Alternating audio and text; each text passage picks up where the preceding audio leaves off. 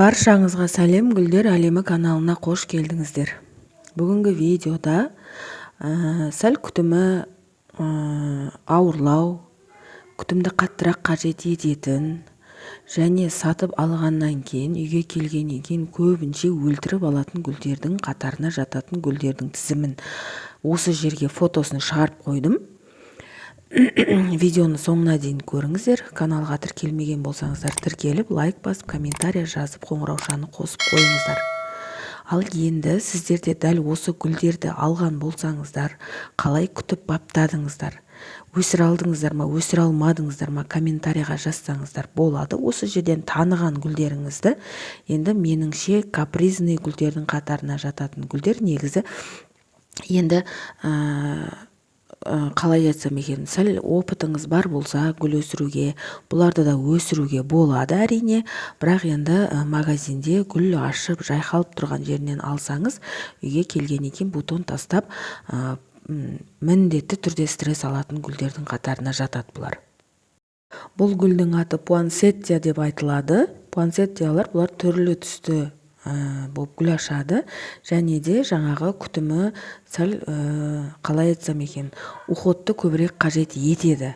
Әрине сіздер магазиннен болсын, әйтеуір гүл сататын жерлерден кәдімгі жайқалып, гүл ашып тұрған жерінен алатын болсаңыздар, үйге алып келгеннен кейін сіздер оны күтіп, баптап өсіре алмауыңыз мүмкін. Себебі стресске қатты ұшырайды. Үйге келгеннен кейін өліп қалуы да мүмкін. Енді негізінде былай өзіңіз кәдімгідей гүл ашпаған, кішкентай ғана отростықтан бастап асырасаңыз, может сіздің үйіңіздің аурасына үйреніп, кейін сол неге үйреніп кетуі мүмкін да, күтімін кәдімгідей тіл табысып баптап алуыңыз мүмкін. Ал енді келесі гүліміз бұл гардения деп айтылады. Гардения, есімі гардения бұл гүлдің, өте керемет гүл, әдемі гүл дейді. Енді бұлар да дәл солай. Кішкене стресс алады, әрине салқын жерде тұрғанды ұнатады, бірақ біз сол магазиндегідей, не болмаса жаңағы осы гарденияларды өсіріп, көбейтіп сатып жатқан парниктер болады ғой, енді сондай жердегі біз условияны жасай алмаймыз. Сол себептен олар сол жердің условиясына, сол жердің ылғалдығына, сол жердің ауасының салқындығына үйреніп қалғандықтан, жарық бәрі жеткілікті болғандықтан біздің сатып әкелеміз. Біздің үйде ондай условия жоқ. Сол себептен бұлар сіз оны қанша жерден көріп, тексеріп, ешқандай зиянкесі жоқ болса да, үйге келгеннен кейін сондай халге ұшырайды. Бутондары түседі, жапырағы қурайды, 2 апта, 1 айдың ішінде өліп қалады. Ал енді мынау келесі гүліміз бұл бальзамин. Бұл бальзаминдер кәдімгідей гүл ашып, әдемі болып жайқалып тұрған кезде сіз кәдімгі сатып алып, ұнатып, жақсы көріп сатып алсаңыз, үйге келгеннен кейін бұлар стресстен бутон тастайды және жапырақтарын сарғайтады. Бірден пересадка жасасаңыз, тіптен өліп те қалуы мүмкін. Себебі пересадканы көтере алмайды. Пересадканы ұнатпайды, былайша айтқанда. Бальзаминнің негізі түрлері көп. Үйде күтіп баптауға да болатын түрлері бар. Жаңағы айтып өткенімдей, кәдімгі кішкентай ғана гүлдемей тұрған отроскадан алып, егіп өзіңіз үй жағдайына үйретсеңіз болады.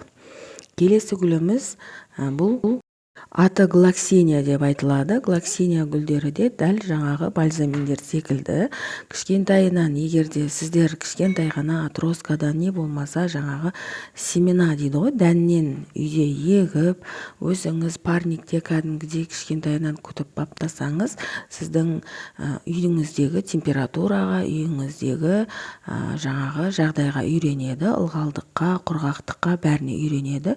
Содан бастап үйретіп өсірсеңіз болады. Бірақ дайын кәдімгідей пышный болып гүлдеп тұрған жерінен алып, үйге әкеп күтіп өсірем дейтін болсаңыз қателесесіз. Себебі бұл да үйге келгеннен кейін бутон тастайды. Негізінде гүл ашып жайқалып тұрған гүлдер, көбісі де барлығы деп айта алмаймын, осындай кейбір капризный түрлері болады. Солар үйге келгеннен кейін бутон тастайды. Менде каналда гүл ашатын көп гүлдердің күтімдері бар. Сол жерде айтқам, мен бутон жарып бастағанда ол гүлді орнынан жылжытуға болмайды, сквозняк жасауға болмайды, және қайта-қайта ары-бері айландырып орнынан қозғалтуға болмайды. Сол кезде егер сондай нәрсе жасайтын болсаңыз, ол бутон тастайды. Бұл гүлдің есімі азалия. Азалияларда әдемі гүлдейді, өте көздің жауын алатын сондай керемет гүл. Жапырақтарында кішкене майда түктері болады. Бұларда жаңағы стресске ұшырағыш болады, және үйдің ең салқын бөлмесіне қойғанды жақсы көреді. Салқындықты жақсы көреді. Бізде мысалы жаздың күні үйде температураны салқын ұстай алмаймыз ғой. Сол себептен айтатыным, өзіңіз күтіп баптай алатын, үйіңіздің жағдайына келетін гүл алыңыздар. Бұл бегонияның дәл осылай гүлдейтін түрі. Бегонияның да сорттары өте көп. Бегонияның ешқандай капризный емес, үй жағдайында кәдімгідей жайқалып өсе беретін түрлері бар. Әрине, дәл осылай бутонда, осылай гүлдейтініне біз қызығамыз. Бұл да капризный нелері бар, тұстары бар. Әрине, дәл жаңағы гүлдер секілді бутон тастап, үйге келгеннен кейін жағдайы нашар. Бұдан да басқа капризный гүлдердің сорттары, түрлері бар әрине, бірақ мен білетін, мен өзім ұстап алып көрген гүлдердің мен тізімін қазір осы видеоға салдым. Жаңадан гүл өсіруді бастаған болсаңыз, дәл осындай гүлдеп тұрған, бутон ашып жайқалып тұрған гүлдерге қызықпаңыз, себебі сіз оны үйге келгеннен кейін өсіріп, күтіп, баптап, ал ары қарай үдесіне жете алмауыңыз мүмкін. Сол себептен мен осы видеоны салып отырмын.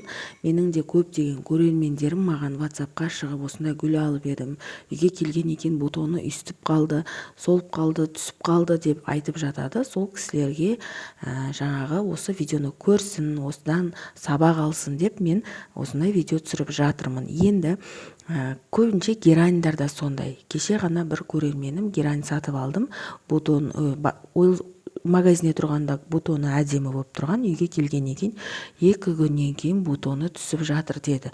Бутоны түседі, сіз оны ләжі болса кесіп алып тастай салыңыз. Себебі ол гүл үйге келіп стресс алып тұрған кезде ол бутон оған 2 есе күш болады. Сол себептен бутонды кесіп алып тастап, гүлдің өзін үйге үйретіп, стресстен шығарып, күш алуына жағдай жасаңыз.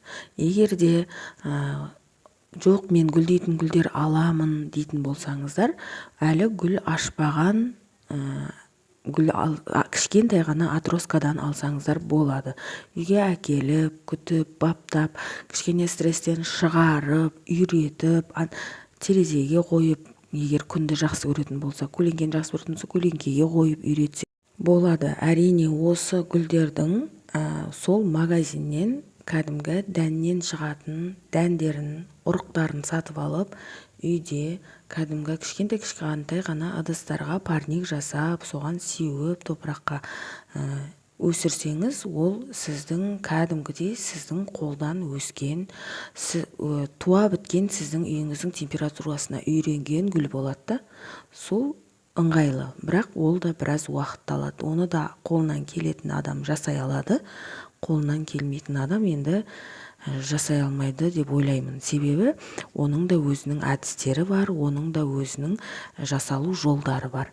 Енді Алла қаласа дәл сондай видеоларда салатын боламын. Мен сіздерге қазір мына күні салам деп уақыт сағатын айтпай қояйын, бірақ уақыт сағаты келген кезде салып жатармын. Сіздерге осы видеом пайдалы болса, каналға тіркеліңіздер, лайк басып, комментарий жазып, қоңыраушаны қосып қойыңыздар. Өздеріңіз дәл осындай капризный гүлдерге жолықтыңыздар ма? Алып, сатып алып, өліп қалды ма, или ары қарай әдемілеп өсірдіңіздер ма? Маған комментарийға жазсаңыздар болады.